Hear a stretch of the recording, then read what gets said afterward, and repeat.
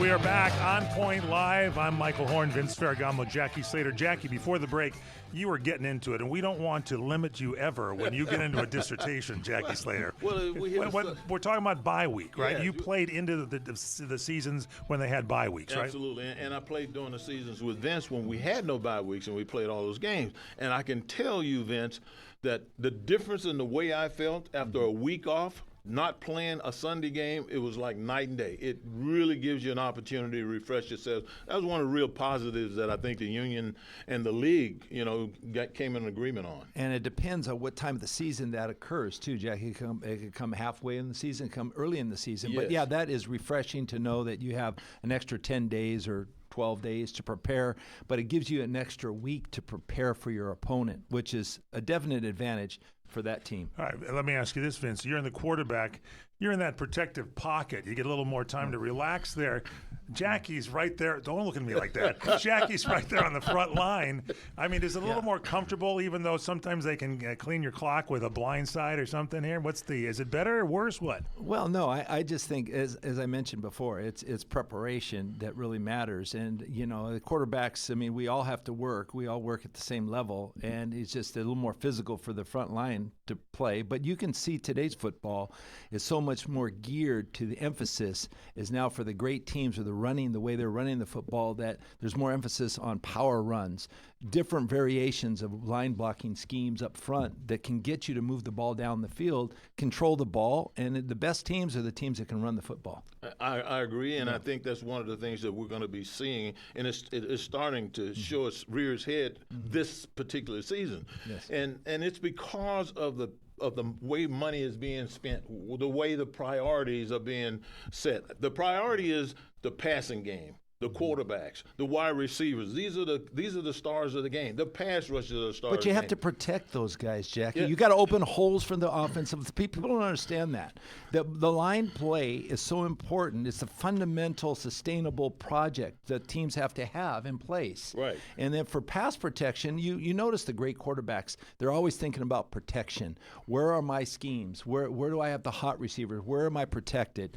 And that's where the emphasis is built on offenses, and that's how they play today. We're going to talk about that. You ever have a chance or a time in a game when everything broke down and somebody really cleaned your clock? Did you ever get up a little The upset? blind side, look. Did you Sometimes. get that when you got Why would you blindsided? ask that question with me sitting here? I'm just wondering Well, because he's we're going to sitting here, talk Michael, about. you shouldn't be asking We're him going to talk a question about like this that. later in the game. No, that it really affects Jackie too, because Jackie was on my front side. Did you 'Cause yell at? as a What I'm saying, right-handed did you ever quarterback- yell at him for not Oh, no. protecting? I mean, No, no, he didn't yell. Classy, things right? happen. He Things never happen. yelled. He Sometimes they never go yelled. right, they go wrong. But you know All what? right. You can't blame him. This is a team game. Right? Well, we're going to talk about some guys that were yelling here a little bit later on, but let's get into it. This is week 11. Let me ask you guys this. Yes, go ahead. Everybody's saying Detroit Lions. They say, yeah, they got that great coach, but he's a little bit off sometimes. I'm not sold on Jared Goff. He's a great quarterback, but sometimes he lets down. What do you have, like 5 interceptions this last week's game? Wow, So where are we with the Lions? Are they for real? Vince Ferragamo, Jackie Slater have at it. Well, let's see. Detroit came into this game.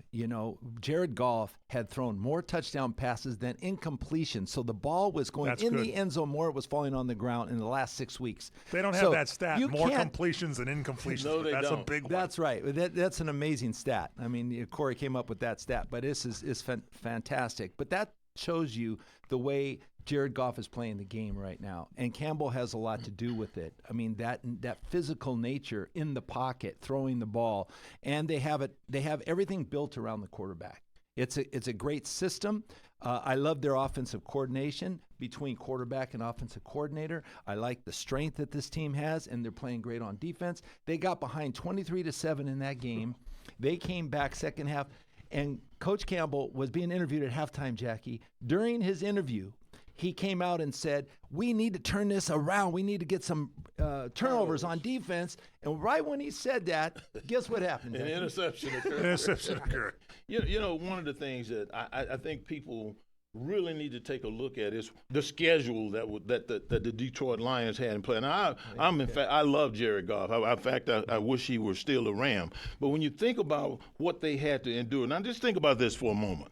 Okay. Relative to being rested, the Texans hadn't played since Halloween on Thursday. So they had the extra time. The Texans were rested. Yeah. Okay. Advantage. And look what the Lions did. The Lions were playing their 5th consecutive game since their week 5 bye, and they were in their 4th road game in 5 weeks. And to magnify that, to make it even worse for them, they had stops in Dallas. That's a high-profile game, whether you beat them or not. Wait, in Dallas? Division games. Yeah, it's a high-profile game. There's a lot of pressure on teams when they go to Dallas to play and try to beat them. Maybe not this year, but There's pressure All right. to go to Dallas. Trust me. Okay. And what about divisional games? Dallas, too? if you want to be successful in the National Football League and get those All-Pros hung on your rafters, you have got to go show up big in New York, Dallas, San Francisco, and L.A. Get me a That's where you uniform. gotta show. I'm going to Dallas this year. But listen to this other thing. It was their 4th road game in 5 weeks, as I said, with stops in Dallas and then conference stops in Minnesota Green Bay, and then finally Houston. That's a lot of pressure on a football team. divisional games That's are a very lot of intensity that you have to maintain And over a period of does time. it build up as you go into the second half here, knowing that you got the playoffs coming up? There's a little more pressure on top of that for all teams, right? Well, especially divisional games, because, Michael, if you win a divisional game, it's like winning 2 games. Okay, so you really have to stay abreast of your competition, and that in those games, like Jackie said, deserve a lot of attention. I mean, you have to go out and play well in those games because you have to win your division to get in the playoffs. Right. Yeah. Okay, so that's where it all boiled down. But, just take nothing away from Detroit. They were playing perhaps one of the toughest teams in the AFC, too. D'Amico Ryans has this team play C.J. Stroud's conversation with Tony Dungy. Not only, hey, do we talk football? They didn't talk football. They talked about how do I be a better person. This is an all-around quarterback that's been playing so remarkable. I mean, from his rookie season to his second. Sometimes they say the second season is the drop back. You fall back. You don't play as well. But he's a sharp quarterback. Does everything, attention to detail. Does everything you need to do to win football games. Houston's looking pretty good this They year, are even good. though They they are had a good. few losses here now. But if you live in Texas, you might be looking at Houston right now as some chance to get you into the Over playoffs. Dallas, That's for right. Sure. Yeah, What's I think going on with Dallas since we're talking about them? my goodness. What's with the quarterback? He's out now? Is that the deal? so. Well, yeah, what's The going highest on with paid Dak Prescott, quarterback in the Jeff? game right now, Dak Prescott? I don't know. First of all, he's got a hamstring injury that's going to require surgery. And I got to tell you, I played a lot of football over those 20 years and everything. And one of those years, I pulled my hamstring and I missed 6 weeks. No, I got a hole in the back of my leg right now. You can see where it snapped loose. No one ever said anything to me about having a surgery. No? I've never heard of anyone having a surgery on a hamstring in all of my association with this great game. And Well, he's you gonna remember have when one. Joe Namath joined I'm the Rams? wondering Don't you how- remember, Jackie? Yeah, and he Joe- had a bad hamstring. He couldn't even move. Joe Namath could not never run. had surgery. He He could couldn't not. run. And the could- Rams he signed could him? not yeah. contract. Wait a minute. He had a muscle in his leg. He could not contract the hamstring in his Right, leg he could. because Had no he was- hamstring And the Rams signed him because he was Joe Namath. Because he was Joe Namath. He could play. He could still play with or without a leg. He could still play. did he sell you some long-term care insurance for Social Security? Well, that came later. Well, that came later in his career. That's his second career. That's okay, good. well, So hamstrings are tough though because I wasn't a player, but I worked in the hill in my backyard once and pulled the hamstring. It took months to get over it. I can imagine when you're a player, you don't yeah. have months to recover. What do No, they you do? don't. Tape you? What do they do to prepare you And for the game? I used to have no respect for the injury because I would be out there working and I would see all the little guys that all they have to do is run routes and play defense. And I would be thinking to myself, how can you let a hamstring keep you from practicing football? Yeah. And then as soon as I popped mine, after I popped my hamstring, from that point on, when I saw a man with a hamstring, I said, leave him alone. Let him rest. No, he's got a bad injury over there. It's a very serious injury. Now, this Detroit team, this is Corey Marino, our producer. This was just the third win in the last 30 years by a team that threw 5 or more interceptions in a game, and it might be the most best Lions win ever. They just found a way to come back. You mentioned they were talking about it, and the coach said we're just going to take a little bite at a time, and that's what they did. Absolutely. yeah, Yeah. they are resilient, that's for sure. And they're the team to look forward in the NFC. Yeah, so all right, so we're going to take a little bit of a break here. We're going to be coming back on the show, and when we come back, let's look and kind of analyze the teams and see where we're at with all the guys. Vince, I think you've made some picks for winners already, haven't you? Well, I've got a few in mind, so we'll share that with our viewers here in a minute. Be right back on OnPoint Live.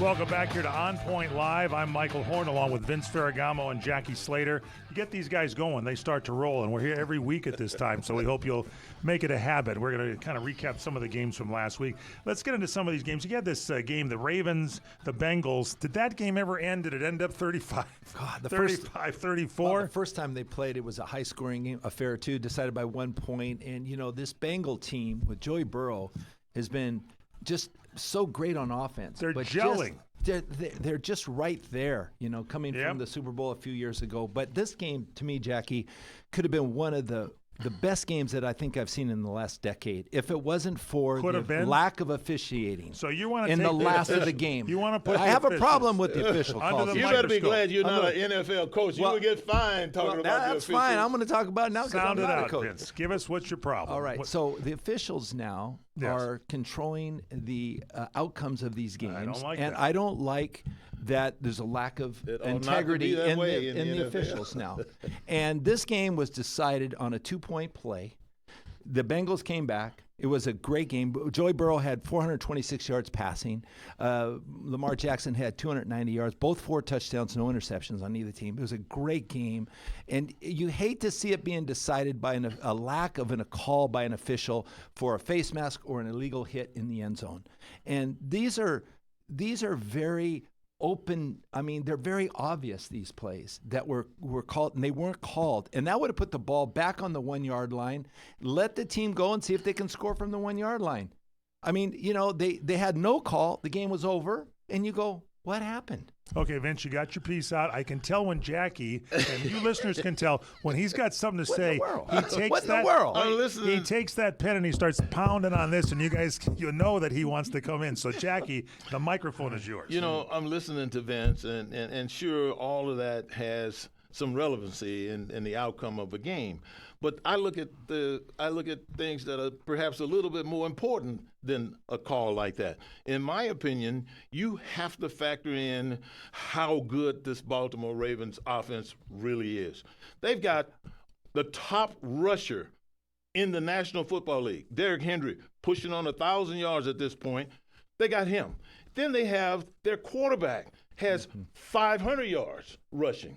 And not only that, but they've got an offensive coordinator that's come in and connected with Lamar Jackson in such a way that he is more efficient from the pocket. Now, from the pocket, Vince, you always want your quarterback operating from the pocket first. He is more efficient from the pocket now than he ever has been. The Baltimore Ravens, in my opinion, are one of the most dangerous teams in the National Football League. Maybe the best team. Maybe the best overall team. I'm not disputing that. Ain't even talking about the defensive side of the ball. But Jackie, not even talking about defense. Okay, so you're not necessarily blaming the refs. Let me just ask you this. What has changed from the playing days of big bad Jackie Slater to the show here right now? If that call would have been made when you were there, you would have been all over him like Vince, wouldn't you? Yes, I would have. I would have been all over. That's true. Jackie, what did I tell you? Who is the hardest offense to cover and to defend in the NFL? You said Baltimore Ravens. Especially because of the new offensive coordinator. Right, and this has made such a big difference in Lamar Jackson's play, and you know he's one of his best friends now, I'm sure, along with Jim Harbaugh. But you know this is the way it goes in the NFL. Now, I mean, if you are talented, not only physically talented, but you have the mental approach to approach each game and prepare each game, the games are going to won and lost because of the ingenuity on offense and defense. Two great teams. That was a great game. Ravens 35, Bengals 34. Yes. Let's take a look at San Francisco. They're starting to come back. 49ers over the Bucs 23-20. Baker Mayfield. These guys can do anything they want at any time. You never can tell. Tough game. Let's start, Jackie, with you. What's your thoughts on this game? Well, when I think about Tampa Bay in particular, I can't help but think of Baker Mayfield. Baker Mayfield, to me, you know, he's been an enigma to a lot of people over his career because he wasn't as successful in his first stop, and then he came to the Rams and he wooed everyone. And now Baker Mayfield has been treated like the royalty that I think he should be treated like, and it's the leadership. I mean, I watched this guy on the pregame at the last game that they played. He came into the stadium and he walked that entire stadium. And he looked, and you could just look at him and see confidence just oozing from his body. If I have a quarterback that is smart, is capable, and is confident, then I'm going to play a whole lot better. And he passed it down to his players. I've seen interviews where he talks about, brings the player under his arm in the post-game interview, talks to him. That's a guy that's the leader. And as a former quarterback, you're in charge on that field, Vince Ferragamo. You got to get the team to play for you also. Right. His grit was unbelievable, and he's been playing like that all year long. But you saw the play with Nick Bosa trying to grab him on the arm, and he was still fighting him off still completed the ball down the field. It was a remarkable play. I mean, everybody was talking about it. And you love when your leader exemplifies that kind of strength and that kind of non-quit. Now, it's funny that Vince is saying that because his brother coached him in high school and instilled that unique quality in him as a leader. I played Michael with wait a minute. His brother was his brother Vince Lombardi. No, his brother high school Vince Lombardi. His brother coached him in high school. But this is the point that I'm making. I didn't know that. I played with 21 different quarterbacks as a starting quarterback with the Rams over the 20 years that I played, and I could pick the ones on one hand that I would really want to play in a big game with. And the reason why I would choose those 5 guys is because of just what Vince said. They had a leadership ability. They had an aura about them. They had we played Super Bowl 14, and we were in the huddle. We were so excited to get to the line of scrimmage and try to get after Joe Green and all those guys. And Vince called a play and didn't even give us the protection until the last minute, and we went up there and operated it beautifully because we knew he was in charge. He was communicating with his receivers, just didn't make that call, that protection call that time, but we were all on board because we knew he was running the show. And your favorite Ram quarterback of all time was? Vince Ferragamo. Wow. The only one that ever took us to the Super Bowl. Give me the $20 later. Let's talk a little bit. Okay, let's talk about the 49ers. These guys. Oh, boy. The 49ers. We have a lot of 49ers Yeah, fans what about that they sideline out altercation there in that 49ers? Well, Deebo Samuel, he had a run-in with the kicker and the special teams. But you know what was that all about? The problem, the 49ers now, as you've seen, let's just summarize real quick that Christian McCaffrey has added a whole new level to this offense. They're great on offense. They're great on defense. You know where they're losing all their games? Where? On special teams. I don't have one iota of confidence in their special teams. Moody missed 3 field goals. They blew a game against the Rams on special teams. True. They've blown the game against Arizona special teams. They're just losing everything. It's 3 phases of the game: offense, defense, special teams. Absolutely. You got to be prepared to play. And now I can see Deebo Samuel's frustration on the sideline, Jackie. You know what I thought about this? Now I'm a little bit more sympathetic toward Deebo Samuels and his actions, perhaps, than most people would be. I remember being in practice and sweating and out there at Cal State Fullerton. It was hot and smoggy and working hard and looking forward to a water break. And then the whole time we were doing this, the kickers and the punters were sitting over there sipping on the Gatorade and not exerting anything, waiting until the last 15 minutes of practice so they can come out and kick and then go on home. And I'm thinking to myself, when we get to the games on Sunday, we want you to deliver. And if you're not delivering, then I'm thinking, what? You should have been kicking instead of drinking all the Gatorade. So I can understand how Deebo Samuels may have felt as a route runner in a sophisticated offense, a ball carrier in a sophisticated offense, and then have two guys decide the outcome of the game, and they have the least amount of physical work than anybody. Well, maybe this is a reflection on the coaching step, the offensive coordinator. I'm not coordinator for the special teams, Jackie, because you can't hit a coach. No, you can't. But I can hit a player. I can slap you. Come on, man, let's get this thing going. Come on. I mean, what's wrong with the deal? What's wrong with the Andy special Reid got teams hit coach? by what's his face, You know, Kelsey. let me last tell year. you something. Okay, you talk Pounded him about in the teams gut. with special when he teams shoved coaches. him. When he shoved him. Yeah. What about Danny Smith in Pittsburgh for the Pittsburgh Well, Steelers? let Here's a wait, special wait. teams Let me coach. give you a stat from statistician Corey Okay, go Marino ahead. on our show. Thank you. 49ers, offense 3rd in the NFL, defense 4th in the NFL, special teams 31st. How many teams are in the NFL? Was it like 32 teams. All right, Okay, so there now you look go. at Pittsburgh. What's your thought there? Special teams pretty Well, good. Russell Wilson's getting it together, and Mike Williams is another player. Now, why is a quarterback, when he was traded to the Jets, for Aaron Rodgers to come out in a post-game interview and says, Mike Williams ran the wrong route? I would never say that about a receiver. You said that about his own man. It's their only teammate. I mean, you know, hey, take it. You know, let's go. That's a little scary. I think it's just they're losing it fast in New York. with the Jets. And, as much as we love Aaron Rodgers as a quarterback, I mean, I just don't think his attitude, it doesn't instill cohesiveness and camaraderie with the team. And as a result, Jackie, they're not playing well as a team. They're losing games. I mean, it's all falling apart. There's something inside of me, Vince, that wants to sympathize with Aaron Rodgers because of the pressure that he and all of the expectations that they have. And there's something inside of me that says that this guy really wants to win and everything. But then there's something inside of me that also says to me, you can't abandon all of the innate rules of a football team to get that done. I mean, you call it like you see it, but there was the shove with the head coach. Yeah. I mean, the head coach. That was a bad sign. The head coach is fired.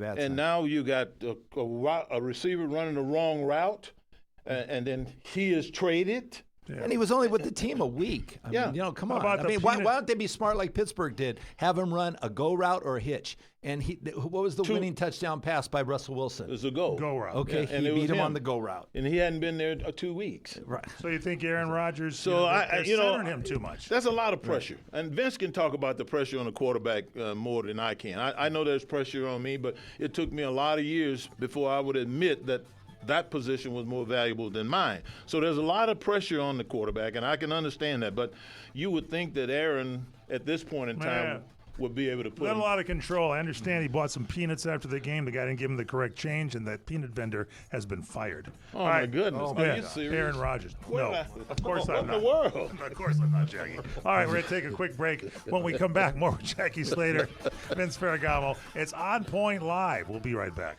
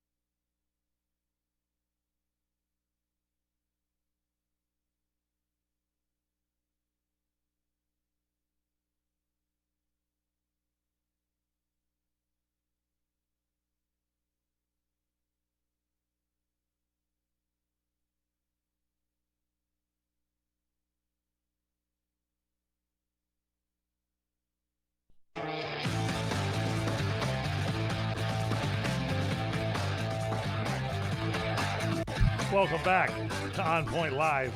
I'm Michael Horn along with Vince Ferragamo and Jackie Slater here every week at this time. Before we leave Arizona a little bit and also Philadelphia, when you talk about front office And there are awards for guys in the front office. Am I right, Vince? Yeah, Executive of the Year award. I mean, how always goes to a general manager, and I mean, we've seen two great general managers just resurrect these two ball clubs. Who are they, Jackie? Absolutely. Howie Roseman Roseman. in Philadelphia, Yep. Right. and Monty Ossenfort over in Arizona. Now, let me just tell Arizona's you about something. we saw what Roseman did in Yeah. Philadelphia, but look at what Monty Ossenfort has done. Now, first of all, he was with. Talk about a guy's influence, Bill Belichick's influence, and how it reaches all across this league, and coaches and administrators and everybody else. Mm-hmm. This guy was over there for what, 15 years under Bill Belichick. Under Belichick. Yeah. He had more wins in that regime, 199 than anybody in the league. He had 16 playoff appearances. He had 4 Super Bowl wins. And now I have to take my hat off to Michael Bidwell, the owner of the Arizona Cardinals. Why? Because what he did was he said, this is where I am. I'm in a division with Shanahan and Sean McVay. These are two of the bright young offensive minds in all of pro football right now. I've got to be able to counter them. So what does he do? He goes to Philadelphia and he hires their defensive coordinator. Jonathan Gannon as his head coach. And Unbelievable coach. What are the results been? They beat the Rams 41-10 this year. Yeah. They beat the 49ers 24-23. All division Let games. me tell you what's happening. Games. I'll tell you what's happening there is this team has been resurrected. They have Kyler Murray as their quarterback they drafted, high from Oklahoma. And what they've done is they've made him very comfortable in the pocket and very comfortable running their offense. They do everything now, and that's a result of what Jonathan Gannon has employed to this team. Okay, they're playing great defense, and they're running the football. James Conner, I believe, is one of the best running backs in the NFL. They've got them running the football, playing basic football, fundamental football, and they're winning. Okay, they're in the West, with 49ers, with the Rams, with Seattle, and they're top of the division. So, I mean, a lot of credit has to go to Ossenfort because what he's been able to bring to this team. I mean, Jonathan Gannon, they have a lot of respect for this coach, Jack. They're playing for this guy. He had to be the top hire on their list because he's a young, bright defensive mind that proved that he could do it because he was just doing it in Philadelphia. He proved that he could do it. He brought a staff there together to build around him, and those guys are doing exactly what they needed them to do, and that's to stop the two offensive powerhouses in the NFC West, and then to get Kyler Murray, get him unhinged. Yeah, they beat the Rams 41-10 or something early in the season? 41-10. And then they beat the 49ers 24-23. And that was before, if I'm not mistaken, that was before the McCaffrey got hurt. Yeah. So this guy knows how to play, structure a defense to take away the strength. And Mr. Bidwell and his ownership group knew they needed to hire a guy like that. And Watch out for they the made team. a great hire. Watch out. Watch out for him. Arizona's starting to gel at the right time. Now, let's kind of look at some of the playoff pictures. It's starting to gel up a little bit. Let's go to the AFC and the West there a little bit. The Chiefs can't lose. Am I right? Well, yeah. Look, these are my picks. I mean, for the playoffs. I mean, these 7 teams from each conference are probably at the top of the list, but it's pretty much everybody's consensus at this point. But the Chiefs obviously are there. The Ravens are there. The Pittsburgh is there. Okay. Buffalo in the East. I mean, they're pretty much way out front. Josh Allen's having a great season. They play well together. Now look at these teams. All these teams play so well together, individually and collectively. They play. Okay, and then you have Houston. So these are all well-coached teams. They're all you have the Chargers as well. But the Chargers don't are forget coming. the Chargers. They're coming on. And so Denver on the outside edge. Denver and Cincinnati. Outside edge. No. I mean, one of them's going to make it, either Denver or the Bengals, and they could be trouble too. So all these teams are there. Bengals could be good. Chargers definitely. What do you think, Jackie? About the same? Well, yeah. Like you and I talked about this on the way in. I'm pretty much in agreement. We're in agreement on that. I'm looking to see if there are going to be some late surges here by Denver. I think the Bengals need to clean up some of their stuff, even though they've been playing great football on the offensive side, been doing a good job protecting Joey. He gets hit more than any quarterback in the league, but he keeps getting up. Licking. Man, he takes a licking. Keeps on ticking. And he keeps on ticking. That's what I want my quarterback. Those of you Timex fans I out there, want my quarterback to be able to take what a time licking. you got there, Jackie? What time watch you got? Huh? I want him to be able How to about take the a NFC? How about the NFC? NFC. any teams? Well, I mean, you look at the NFC, you got to go with Philadelphia. Yep. They're dominating pretty much the East there. And then Washington, Dan Quinn has got that young quarterback, Jaden Daniels, who's playing really well. So beyond Is he a his rookie? years. Could he be Yeah, rookie beyond his years. Probably Heisman so. Trophy winner and Most all definitely. that. And then Arizona, we just talked about them. San Francisco, now that they've got McCaffrey back, and then in the North, you got Minnesota and you got Detroit. I mean, those are the teams. Green Bay is Not far back either. Green Bay is they're there, but they're not right there with Yeah. these two guys. And then Atlanta and the South. So it's going to be some interesting football played the last half of this season, Vince. And some of these teams over here that are marginal right now, in my mind, they're going to have a chance to jump up looking at their schedules. Yeah, some of the Ram fans might object to some of that, but Rams and in Green Bay maybe be the last wild card team. But I think the Rams are up against the 8 ball though in the rest of the schedule, and I think some of these other teams are just coming on. That was too a tough strong. loss for them. Yeah. It was a tough loss. I can't even tell you what went wrong. It's just somehow it was a homecoming. offensive line. It was a homecoming for Odell Beckham, Yeah. and also for Jalen Ramsey. No, Yes. Yeah. they come back and Two- they had a two- great showing. If you think about it, those two guys were two of the really great stars when the Rams won the Super Bowl a couple of years ago. Yeah. Odell Beckham before They he got to got get hurt. them back together, and The I guy think McVay's got a shot to do it. Let me ask you this question. My parents grew up in Chicago. Any chance for the Bears? The They Bears. started Oh, off my goodness. No, they have- unbelievably well, and now they're losing left and right, and it looks like New England's coming back a little bit. They just let go of their offensive coordinator. Who are the Bears? Shane Steichen, not Shane Steichen, but he played for the Seattle. He was the Seattle coach. But I think now Coldrum. yeah. Yeah. Waldrum. Waldrum. And now they've got Smith. They brought Smith, who's a running back. Brown. Yeah. Oh, Brown. Yes. Brown. And I think he's going to make a big difference for Kalen Williams. We were listening to Okay. him on the way in, Vince, and we heard what McVay had to say about him. How he was self-motivated and bright, and just went on and on and on. And admiration for the guy. And that's who's going to be calling the plays now. He was formerly the running backs coach with the Rams and the assistant head coach. It's going to make a with the Rams. difference, I believe. And they really think he's going to make a difference in Chicago. And if he does no more than install a dominant run game, I think that would be more than enough, because you can't just have a quarterback sitting back there winging it all the time, expecting to win ball games. You got to be able to beat people up physically. 2024, the run game is back. Now, let's talk about the Chargers. Harbaugh has really brought these guys kind of back. They're playing pretty well. What about the quarterback there? Herbert's looking Justin good. Herbert. They haven't condensed in what he does in the What do you mean? offensive scheme. Well, they don't expect a whole lot of different things. Like, he doesn't have to be the guy to go out and win every game. Okay, they want to be able to play defense. They want to win games maybe on a field goal. They don't have to drive back. They want to be able to run the football, which they're doing a better job of. They're really concentrating up front, Yes. pass protection. But you can see in last week's game how talented a quarterback he really is. Oh, yeah. When they ask him, and Jim Harbaugh has really said it. He's the best He's the quarterback best I think I've quarterback. ever seen. And He's- I'm so glad I'm with him on this team. That's what he said. He said, "This is the best quarterback that I've ever coached." Right. All right, let me ask you guys a question about coaching and players, Mm-hmm. because the players sometimes start to yell at their coach. The coach makes a lot less money than the players make. So this is a problem not only in football but in baseball with the managers. And you got to be the new coach or the new manager for the new millennial, knowing you got these high-priced players that are out there like Aaron Rodgers. Look, he got the coach fired there in New York. Yeah, but then you get a guy like Harbaugh. What made you say he got the coach fired? What was it that made you say that he got the coach? Well, the Was there incident they anyone- had the Was there incident on one this. event in your mind that No, occurred that made? just he seems to, there's comments being made, and I respect Aaron Rodgers, and he comes out with some comments and things of that nature. But if you're going to have if you're the owner of the team, and you got this coach making X amount, and this and a player making this amount, you're probably going to go with the guy making this amount because you've had more invested in there. And so look at the changes they've made. They bring in new players. Wait, on let the- me ask you this question: why do you need to make a change?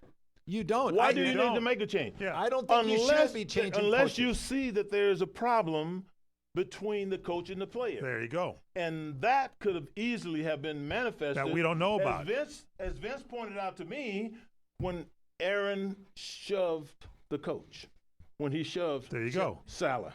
It was You a don't lack of touch the respect, coach. I think. What did you think when you saw that, Vince? It wasn't a good scene. It was a bad scene to begin with. A lack of respect, in my estimation. But I'm telling you, who are you going to blame for the downfall of a team? It's either the head coach or the quarterback. Okay, so I mean, if you're looking at Woody Johnson, the owner, you're going to say, well, I spent $100 million for this guy and $10 million for that. I have to fire the coach, so he's not going to fire the player. But I'm not going to throw away the $50 million. Some guys today, I think, Jackie, because of the amount of money that some of these guys make, like that. I mean, $50 million. Right. Like, okay, maybe they feel entitled or some sort, but they don't want to listen to a coach. I mean, our good friend Jeff Rutledge coached. And he ran into some players that thought they were making too much, and they didn't want to listen to the coach. How often do we see this? Maybe that's happening through some of these things, which I don't care what ranking you are. You always pay respect to your coach. You have to. You always do. Yeah. And you got a respectful coach on the Rams. What happened to them and the Dolphins? Let's take that team okay. apart. The Dolphins out-executed. The Rams were just shot themselves in the foot. I mean, the guy that really sticks out in my mind is Joshua Hardy, the kicker. He kicked 5 field goals. Yeah. He missed one. It was over 50 yards, but he kicked 5. Where's the Rams offense? They're poor in the red zone, Jack. They can't score in the red zone. So they weren't sharp. I mean, let's face it. It's almost like they were asleep somewhat. Tua and the coach for the Dolphins, I mean, they were prepared for this game. And they came out and they executed. They were more efficient, Jackie. They were just more efficient. And I loved the versatility, what they did with Tyreek Hill at the end of the game. Not his touchdown pass. Who wasn't supposed to play, by the way. He came out and played sparingly. I mean, they didn't put him down the field a whole lot, which I thought they should have taken more shots down the field. They ran a motion with him at the end of the game to seal the field goal and put him out there on an option screen. And he got 5 yards, which was probably the biggest 5 yards you could ever imagine. And they kicked the winning field goal, and they went up by 2 scores. So that was the game. When I looked at the Rams yesterday, I thought they did the players did a really good job in their offensive line of trying to get synchronized because, they've had a lot of injuries. They were reintroducing guys back into the lineup that were starters earlier in the year. And in one case, the guy was reintroduced back into the line at a different position, talking about Avila, who started off at center. Now they put him at guard. But then the other guy, Jonah, who came over from Detroit, they started him at center. And I think he has been a guard most of his career. So you got all of that going on. Then you take Joe Noteboom, who at one point in time was their left tackle. You put him on the right side. And not that he's not capable. Not all of those guys are capable players. But when you put them at all these different positions and you expect them to compete against pros, you're gonna expect some problems this year. They're not going to be cohesive. Coulda, woulda, shoulda. I think they should have won this game because now it's going to be tough for them to, they kind of pooped out at the beginning. They sort of gelled. They got to keep going right now if they want to have a chance. And their schedule, you mentioned, Vince, we got about 30 seconds here in this segment. Tough one. Well, other teams are getting better too, Mike. As you can say, they got to play the 49ers again. They got to play Arizona again. They got to play Seattle. And Arizona's getting better by the day. I mean, the 49ers now are back at full strength with Christian McCaffrey. So, it's a tough schedule no matter how you look at it. And they got to listen to Jackie Slater next week on OnPoint Live, so they better win. Their defense. Can't keep going. I like their defense, though. All right, we're going to take a little break. The show is OnPoint Live. Check us out on our website, onpointlive.com, and we'll be right back with our closing segment. We're going to talk John Robinson. Stay with us here on OnPoint Live. Wow.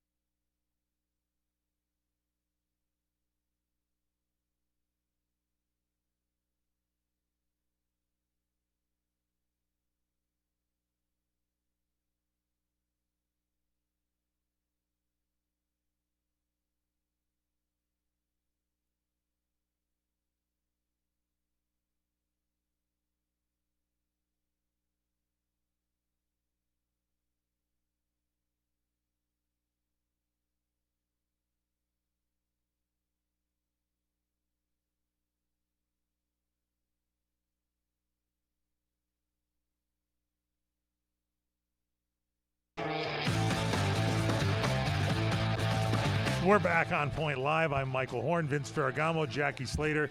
We lost a great one. John Robinson passed away, age 89. You guys played for him, Vince Ferragamo, Jackie Slater. Jackie, start with you. Yeah, I played for John his whole NFL tenure at the Rams there, and I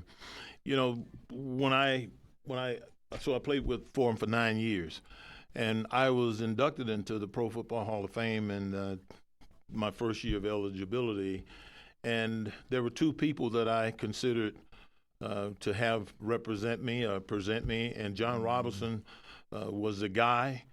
And the reason why is because of all the head coaches that I had, 5 different head coaches, including Chuck Knox twice. John Robinson was the only head coach that handpicked his captains, and at least 3 of them every year were offensive linemen.